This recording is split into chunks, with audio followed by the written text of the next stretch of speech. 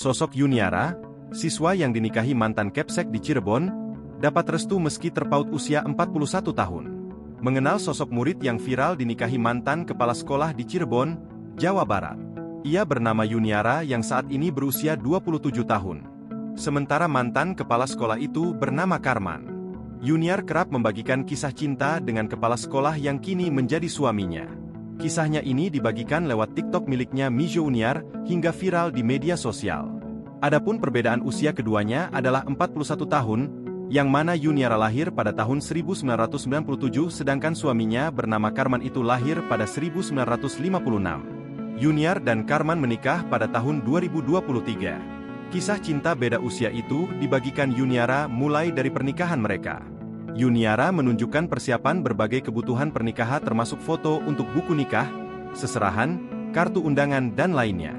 Sebelum menikah, Karman merupakan kepala sekolah di tempat Yuniara mengenyam pendidikan di bangku SMPN 1 Pleret.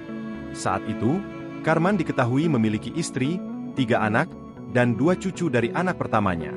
Kemudian pada tahun 2013 hingga 2019, Yuniara melanjutkan pendidikannya ke jenjang SMA dan kuliah di Amikom Yogyakarta. Ia mengikuti sang kakek yang juga dosen di UII.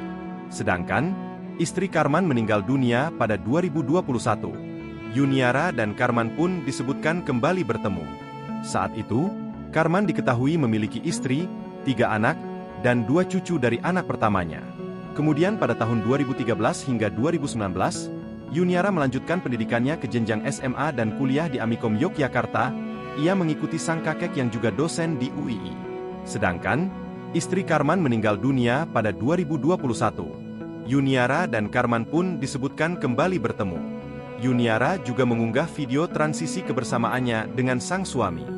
Foto pertama pada 2013 ia masih menjadi muridnya, keduanya terlihat foto bersama di sebuah ruangan.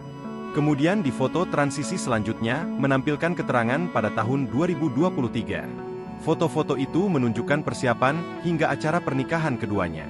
Sementara, dalam unggahan lain, Yuniara pun menceritakan sosok suaminya tersebut. Ia mengunggah video saat salat berjamaah. Dalam keterangannya, Yuniara mengaku sosok sang suami adalah hadiah untuknya. Ia menyebut suaminya adalah sosok yang baik dan tidak pernah marah.